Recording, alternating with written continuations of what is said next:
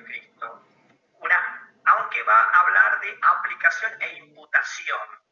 Y por eso es propiciatorio. Y va a hablar claramente de que no añade nada al sacrificio de Cristo. Es decir, por un lado se rechazan los errores de los luteranos y los protestantes en general, pero a la vez se afirman algunas cosas que ellos afirmaban, aclarando que la Iglesia Católica no pensaba como ellos decían que nosotros pensábamos. ¿Estamos? Bien. Quedaron algunos problemas, como siempre, nada puede decir.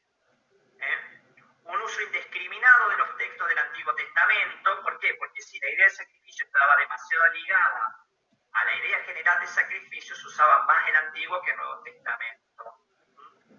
El capítulo 1 da la idea de sacrificio y de sacerdocio de cosas.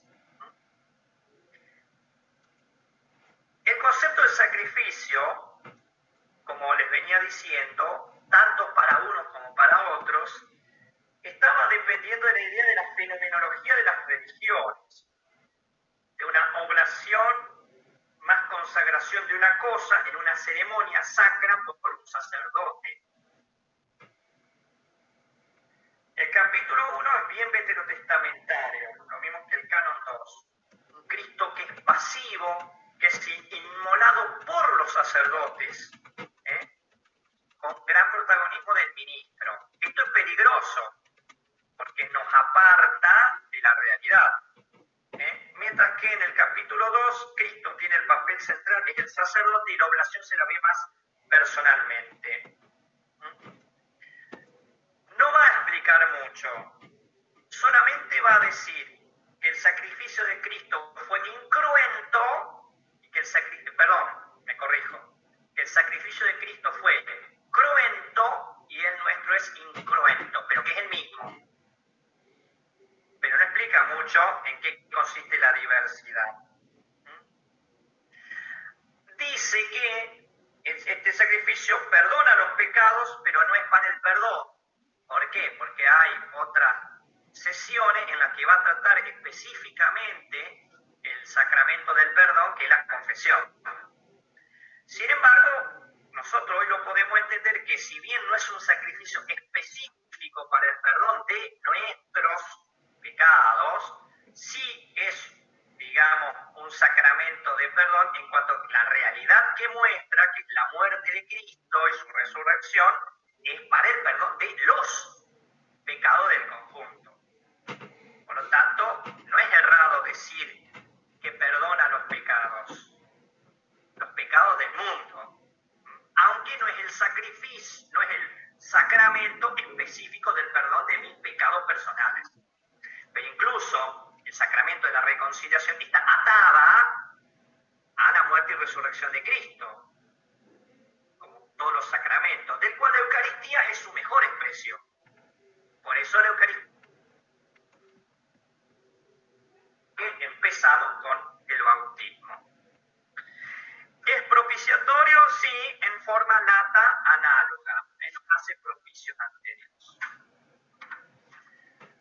Después, más allá de que Trento trató de meter en vereda un poquito las cosas, la praxis de la Iglesia fue muy oponerse a los protestantes.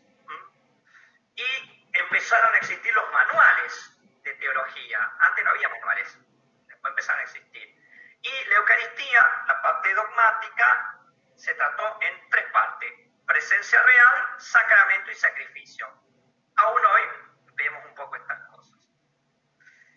El tema está que sacrificio terminó siendo lo principal, y se trató de ver cómo es que era sacrificio, ignorando la noción bíblica de memorial. Entonces, el de Cristo fue cruento, nuestro es incrento, pero ¿cómo mostramos que es un sacrificio? Entonces vienen todas las teorías destructivas.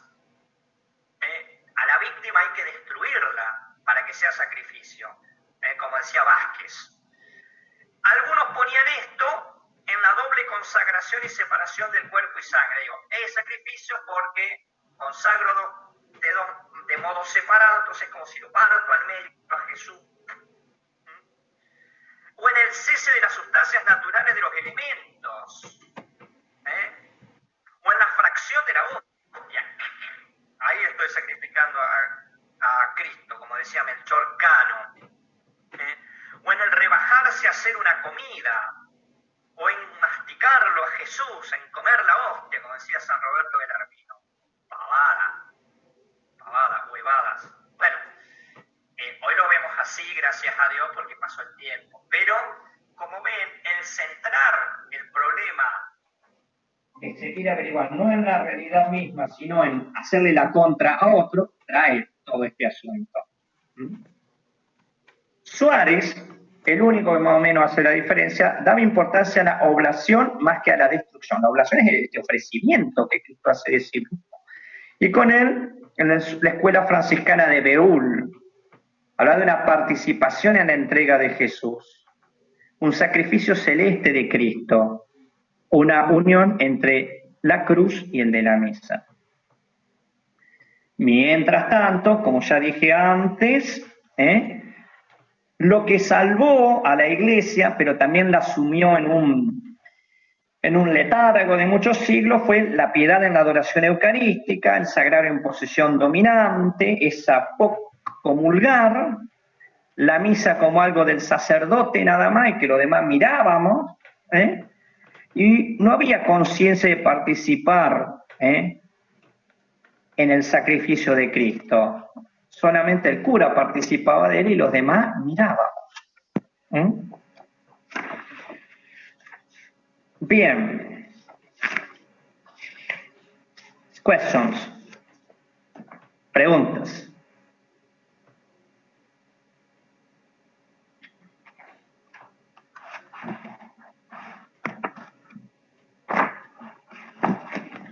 Nada.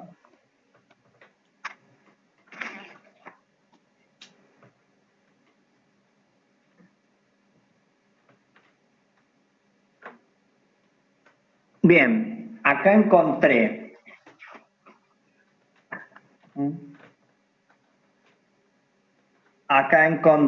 el librito que yo les decía. Agadá de Pascua. En italiano está. ¿Cómo se prepara el seder? Y está en hebreo y está en italiano.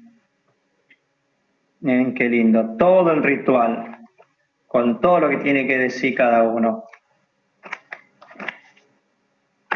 Y acá, de Ediciones Paulinas, preparada por el rabino León Krenicki, está la celebración de la Pascua en castellano. Si algún día pueden conseguir este librito, ahí muestra incluso cómo se hace la mesa y todas las explicaciones. Este librito es para curiosidad de ustedes, pero es bueno ser curioso. Se llama Celebración de la Pascua.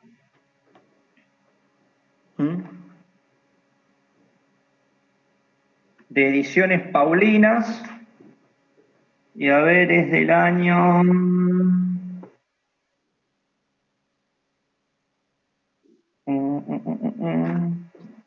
Espérenme, a ver si dice de cuándo se terminó de imprimir. No me dice. Pero estaba cuarrachino, o sea que tiene que ser antes del 92.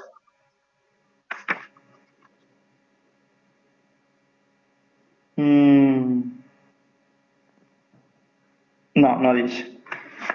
Bueno, es de Ediciones Paulina de la colección Biblia Vida, número 11. Bien.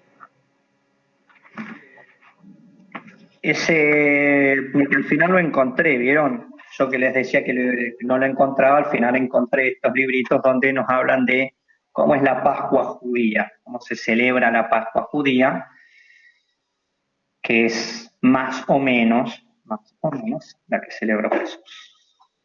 Bien. Bueno, chicos, veremos probablemente la próxima.